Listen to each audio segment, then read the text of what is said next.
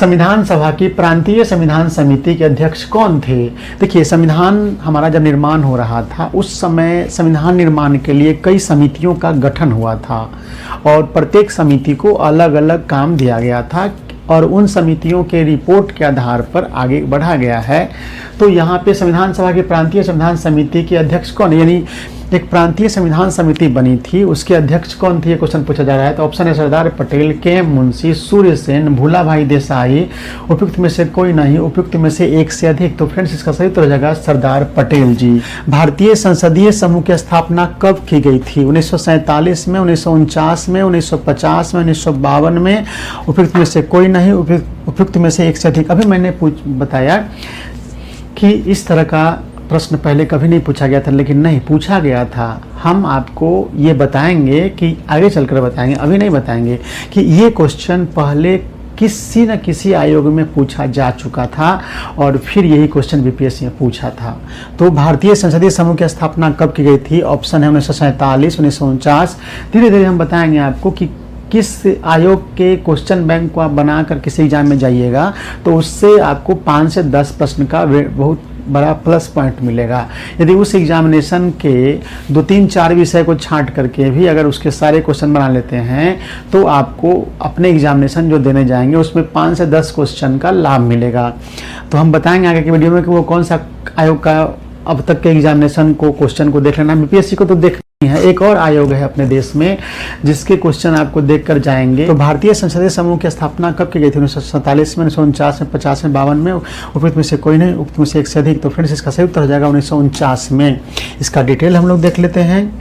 भारतीय संसदीय समूह क्या है? देखिए, एक स्वायत्त निकाय है और 16 अगस्त 1948 को संविधान सभा जो संविधान बना रही थी द्वारा स्वीकृत प्रस्ताव के अनुसरण में, यानी कि संविधान सभा ने 16 अगस्त 1948 को एक प्रस्ताव पारित कर दिया था कि भारतीय संसदीय समूह का गठन किया जाएगा। तो उसी के अनुसरण में, यानी उसी को जो प्रस्ताव पारित किया गया था उसी के आलोक में वर्ष 1949 ईस्वी में भारतीय संसदीय समूह का गठन किया गया था। और सदस्य कौन हो सकते हैं इस समूह, यानी ग्रुप न है, नाम में है भारतीय संसदीय समूह। तो इसके कौन कौन सदस्य हो सकते हैं? तो सभी संसद सदस्य और पूर्व संसद सदस्य सदस्यता ग्रहण कर सकते हैं। यानी कह सकते हैं कि इसमें जो वर्तमान में मेंबर ऑफ पार्लियामेंट हैं लोकसभा या राज्यसभा के, या रिटायर्ड यानी कि सेवानिवृत्त हो चुके हैं, या अब पूर्व सदस्य रह चुके हैं, पूर्व सदस्य हैं अभी, तो वो भी भारतीय संसदीय समूह के सदस्य बन सकते हैं। इसके लिए उन्हें करना क्या होगा? तो जो भी इच्छुक लोग हैं इस समूह में शामिल होना चाहते हैं वो 500 रुपये का आजीवन सदस्यता शुल्क दे देंगे, तो वो आजीवन सदस्य हो जाएंगे इस समूह के।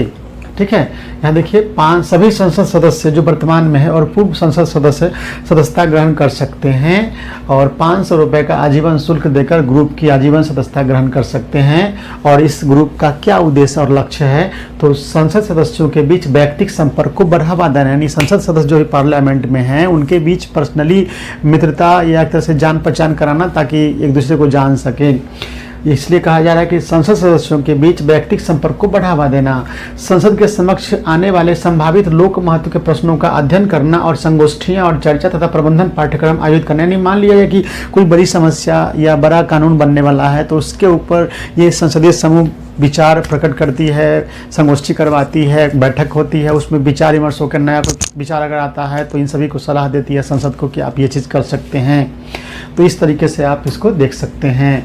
प्रबंधन, यानी ये जो संसदीय समूह है उसका प्रबंधन कैसे होता है और उसको कंट्रोल कौन करता है? तो उसके लिए एक कार्यकारी समिति गठित की गई है। जिसमें एक सभापति होते हैं, 2 उप सभापति होते हैं, एक कोषाध्यक्ष और 16 सदस्य होते हैं।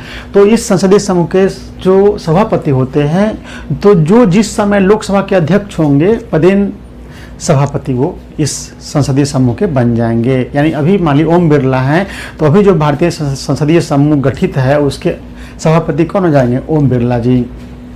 ठीक है, तो लोकसभा अध्यक्ष क्या होते हैं? पदेन सभापति होते हैं। 2 उप सभापति होते हैं, तो कौन कौन? तो राज्यसभा के उप सभापति और लोकसभा के उपाध्यक्ष इस समिति के आपको उप सभापति होते हैं। और कोषाध्यक्ष और 16 सदस्य जो होते हैं वो प्रत्येक वर्ष एक बैठक होती है इसकी, और उस बैठक में जो भी आपको सदस्य होते हैं आजीवन सदस्यों में से चुना जाता है इसके आपको कोषाध्यक्ष को और 16 सदस्य को। अब देखिए सबसे बड़ी बात मैं बताने जा रहा हूँ कि आप सुने होंगे उत्कृष्ट सांसद पुरस्कार। ये शुरू हुआ था आपको 1995 में, और शुरू करने वाला संस्था कौन है? यही है। कौन? यही भारतीय संसदीय समूह ने 1995 में शुरू किया था एक पुरस्कार, उत्कृष्ट सांसद पुरस्कार, और यह सबसे पहले 1995 में मिला था श्री चंद्रशेखर जी को। आपको कमेंट में बताना है कि अभी सबसे लेटेस्ट उत्कृष्ट सांसद पुरस्कार किस वर्ष और किन्हें दिया गया है। ठीक है, ये आप बताइएगा हमको। चलिए, तो ये हो गया। तो इस तरीके से आपने क्वेश्चन नंबर 9 देखा। अब 10 देखिए। 26 नवंबर 1949 को संविधान के किस किन उपबंधों को प्रभावित किया गया? ए में राष्ट्रपति की शक्ति, केंद्र राज्य संबंध, नागरिकता, निर्वाचन और अंतरिम संसद, संवैधानिक संशोधन, उपयुक्त में से कोई नहीं, उपयुक्त में से एक से अधिक। तो फ्रेंड्स, इसका सही उत्तर हो जाएगा नागरिकता, निर्वाचन और अंतरिम संसद। देखिए, संविधान हमारा बनकर तैयार हो गया था 26 नवंबर 1949 ईस्वी को, लेकिन इसे लागू किया गया था 26 जनवरी 1950 ईस्वी को।